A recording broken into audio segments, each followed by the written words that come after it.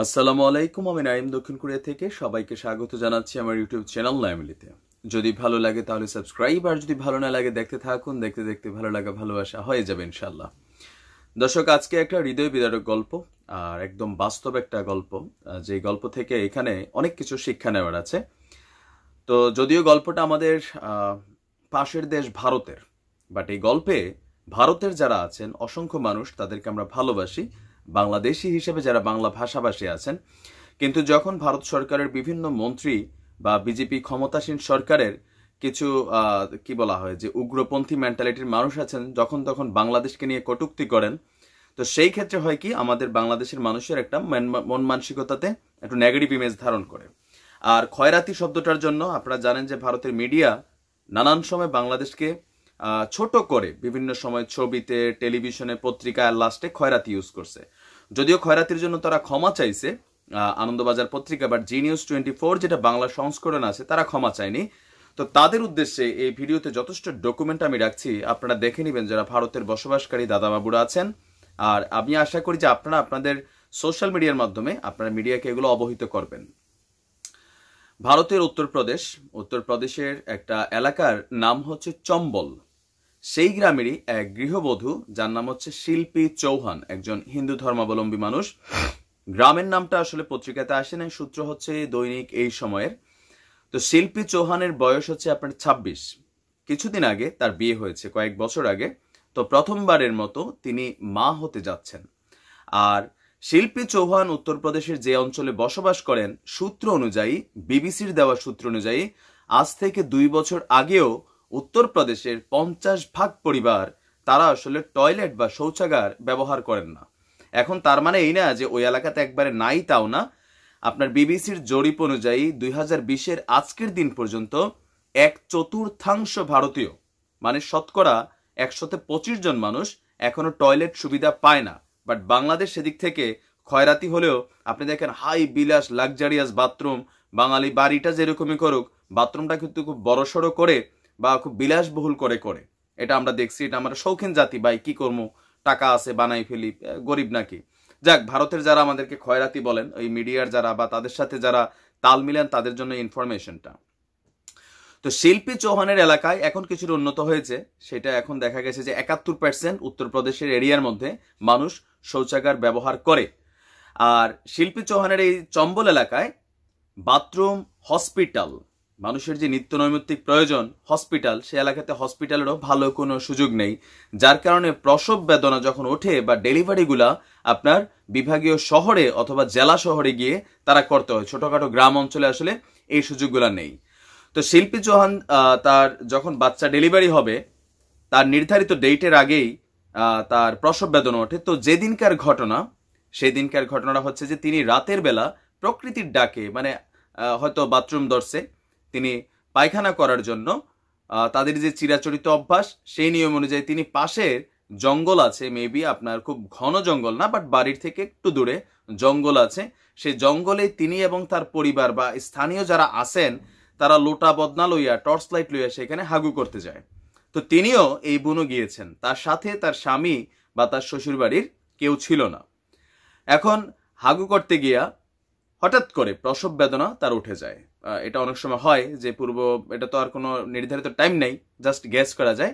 তো প্রসব বেদনা ওঠার পরে তিনি ওই অবস্থাতেই, যখন তিনি মানে পায়খানা করছিলেন বা প্রস্রাব করছিলেন, ওই অবস্থাতেই তিনি আসলে বাচ্চা ডেলিভারি করে ফেলেন। এটা হয় অনেক সময়। তো ডেলিভারি করার পরে তিনি কিছুটা আতঙ্কগ্রস্ত হয়ে অজ্ঞান হয়ে যান। সেইখানে অজ্ঞান হওয়ার পরে 2 থেকে 3 ঘন্টা পরে তার জ্ঞান ফিরে। যখন তার জ্ঞান ফিরে, তিনি তাকে আবিষ্কার করেন তার শ্বশুর বাড়িতে, তার রুমে, এবং আশেপাশে অনেক মানুষ থাকে। তো তিনি আসলে সবার মুখের দিকে তাকিয়ে জিজ্ঞেস করছিলেন যে তার নবজাতক বাচ্চা কোথায়। পরিবারের তারাও সেটা নিয়ে সারপ্রাইজ ছিল।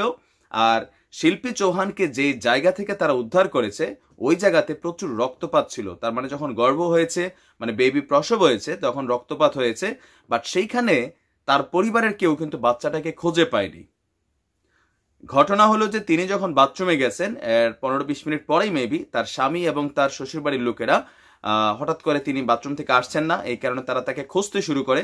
তো খুঁজতে খুঁজতে যেখানে গিয়ে তাকে আবিষ্কার করে, ততক্ষণে মনে হয় আধা ঘন্টা বা 1 ঘন্টার মতন সময় চলে গেছে।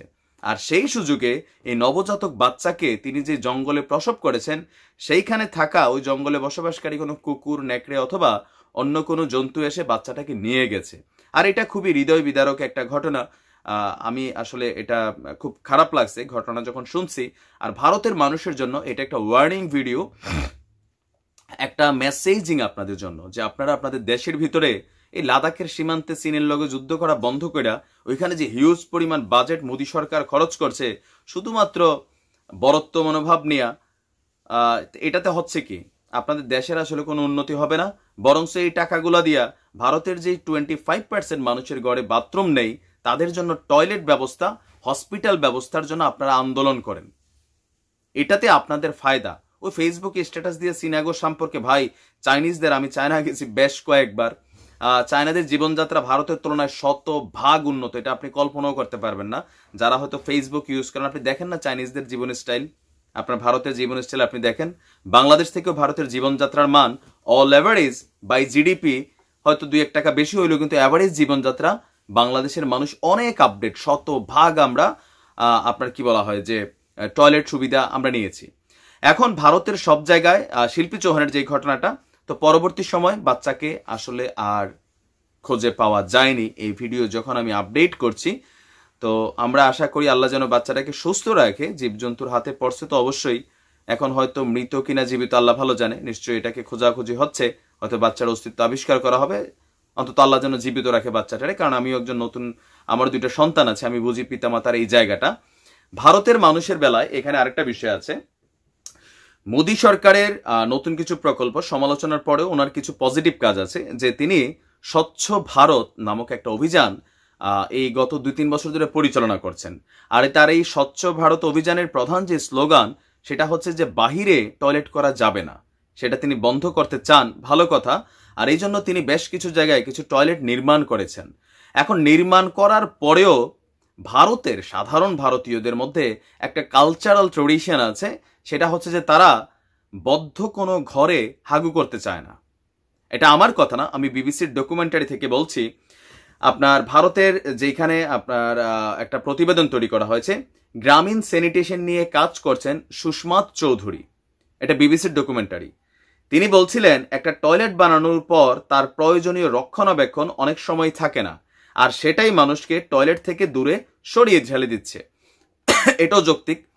টয়লেটে আপনার পানি লাগে, ভারতে পানি আরেকটা বিশাল সমস্যা, এটা আপনারা অনেকেই জানেন। ভারতের বিভিন্ন অঞ্চলে পানিটা খুবই বিশাল সমস্যা। তিনি আরো বলেছেন যে আমরা যখন তাদের বলি মানে তাদেরকে সচেতন করার জন্য যে তোমার বউ মেয়ে লোটা নিয়ে সকালে খেতে যায়, তখন তার শরীরের এমন সব অংশ গোটা গ্রাম দেখতে পায় যা স্বামী ছাড়া কারুর দেখারই কথা না, তখন তোমাদের লজ্জা শরম কোথায় থাকে?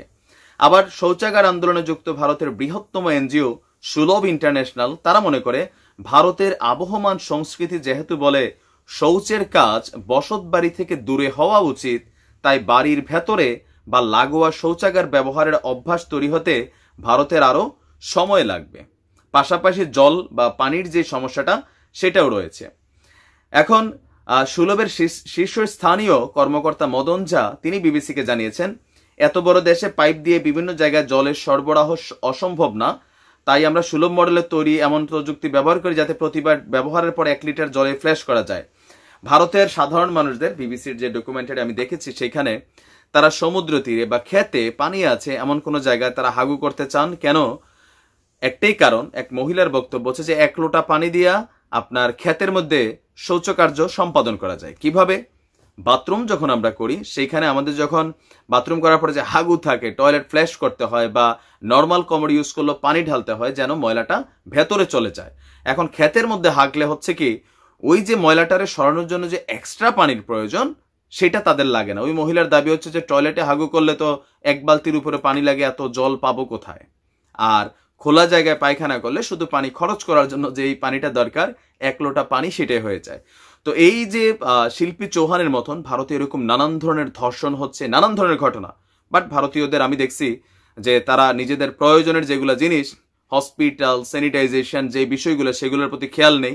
তারা আছে বিবিসির ডকুমেন্টারি তার একটা মজার বিষয় হচ্ছে যে প্রত্যেকটা ভারতীয় হাতেই এভারেজে মোবাইল ফোন ইন্টারনেট ব্যবহারকারীর সংখ্যা ভারতে সবচেয়ে বেশি, বাট খোলা জায়গায় হাগে আর বৈশা বৈশা আমাদের এরকম ভিডিও দেখে, লাইভ দেখে, সালমান খানের বক্তব্য দেখে অন্তত হাগুটা নিরাপদ জায়গায় করুন, এটা আপনাদের প্রয়োজন। ভালো থাকুন, সুস্থ থাকুন, আর আল্লাহ যেন শিল্পী চৌহানের পরিবারকে এই সন্তান হারানোর দুঃখ সইবার মতন ক্ষমতা দান করে। আসসালামু আলাইকুম রহমতুল্লাহ বারকাতুহু।